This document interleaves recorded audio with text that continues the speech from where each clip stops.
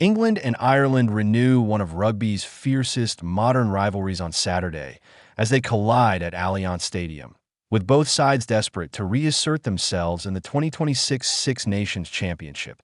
While their Grand Slam ambitions have already been extinguished, the title race is far from over. For England national rugby union team and Ireland national rugby union team, this fixture represents more than just points on the table. It is about momentum, identity, and silencing growing doubts after uneven starts to the campaign. Pressure mounting after early stumbles. England arrive at Twickenham nursing wounds from a bruising defeat to Scotland at Murrayfield. Steve Borthwick's side were second best in several key areas, most notably the breakdown, where they conceded 8 turnovers while managing just 2 of their own. Their 78% tackle success rate paled in comparison to Scotland's 88%, and despite enjoying 56% territory and 52% possession, England failed to convert dominance in a .4 Scottish tries to England's 2 told the story. Territorial advantage without clinical execution is rarely enough at test level. The loss exposed uncomfortable truths. England's breakdown security faltered under pressure, and their attack, despite multiple entries into the opposition 22, lacked cutting edge. Head coach Steve Borthwick has responded with decisive changes. England ring the changes. One of the headline selections is the inclusion of Henry Pollock at number 8 for his first test start. The Northampton forward has impressed in limited appearances, offering explosive pace and power off the bench. Against Scotland, he made the 3rd most meters of any England player despite playing just 24 minutes. A statistic that underlines his dynamism. Tom Curry returns to the starting 15 at blindside flanker after featuring off the bench earlier in the championship, partnering Ben Earl in a back row designed to contest Ireland ferociously at the breakdown in the back line. Ollie Lawrence returns at outside center, with Tommy Freeman shifting back to the wing. Lawrence's direct running and ability to alter tempo through subtle footwork provide England with a different dimension to Freeman's more expansive distribution. 8T fly half. George Ford retains the reins, with Alex Mitchell continuing at scrum half, a partnership tasked with controlling tempo and sharpening England's attacking efficiency. The occasion is particularly significant for Captain Maro Itoje, who will earn his 100th test cap. Borthwick was effusive in his praise. To reach 100 caps for England is a remarkable achievement and speaks volumes about Maro's consistency and professionalism, he said. He leads through his actions every day. Itoje's milestone adds emotional weight to an already high-stakes encounter. Ireland seeking stability. Ireland, under Andy Farrell, enter the match off the back of a victory over Italy, but one that did little to silence critics. Trailing 10-5 at halftime, Ireland struggled to impose themselves before the introductions of Jack Crowley and Jamison Gibson-Park transformed their attacking rhythm in the final quarter. Farrell has rewarded that impact by restoring both to the starting 15. Gibson-Park replaces Craig Casey at scrum half, while Crowley steps in at fly half, with Sam Prendergast dropping out of the squad altogether.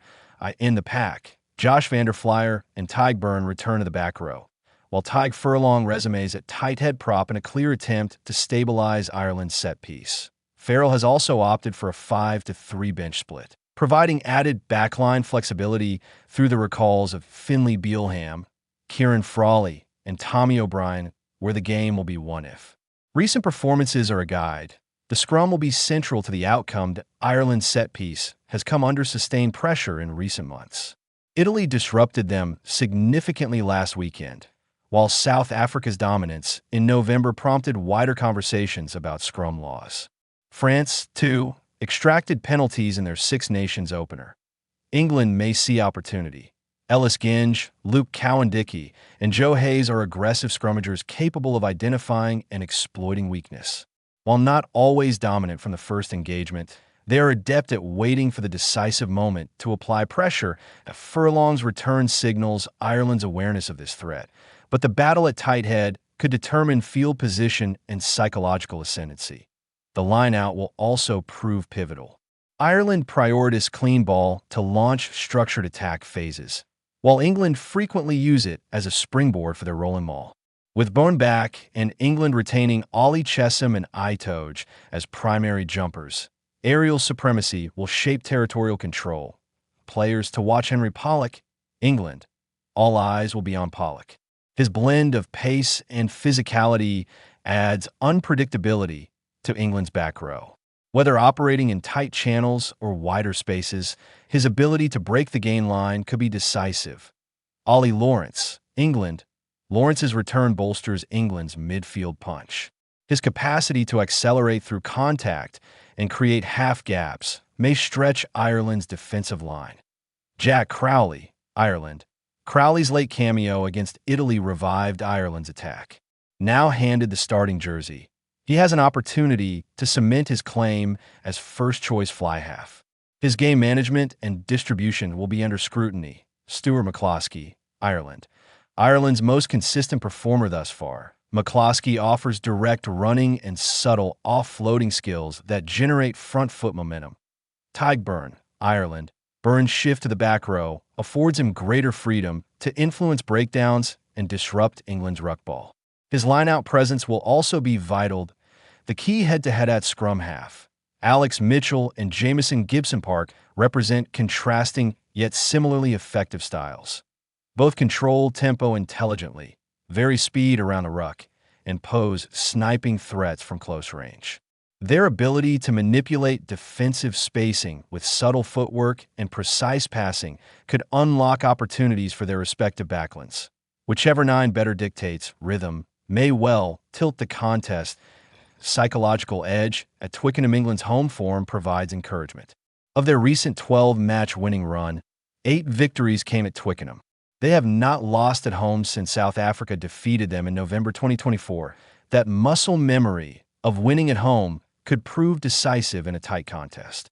Ireland, however, have enjoyed recent success in this fixture, winning 5 of the last 7 meetings. Their ability to thrive in hostile environments ensures they will not be intimidated. That what they said, Borthwick expects a ferocious battle. We're expecting a huge contest at Allianz Stadium, and we're excited for it, he said. We know the challenge Ireland will bring. Farrell echoed the sentiment. Games between the two sides have been nip and tuck, he noted. There's great familiarity and respect across both camps. With thousands of traveling Irish supporters descending on London, the atmosphere promises to be electric. Prediction: both sides need this win. England seek redemption after Moe Field disappointment. Ireland aim to reassert authority after inconsistent displays. The margins will be narrow. Set-piece battles will be brutal. Tactical kicking duels will shape territory. Breakdown efficiency may swing momentum. Given England's formidable home record and the emotional lift surrounding Itoje 100th cap, they appear marginal favorites. Expect a contest defined by inches rather than meters. England by 5, but only just that match details date. Saturday, February 21st, 2026 kick off. 14:10 GMT venue. Allianz Stadium, Twickenham referee. Andrea Piardi, FIR. In a championship where narratives shift weekly, this encounter could reset the title conversation. For England and Ireland alike, Saturday is not merely about recovery. It is about reclaiming belief.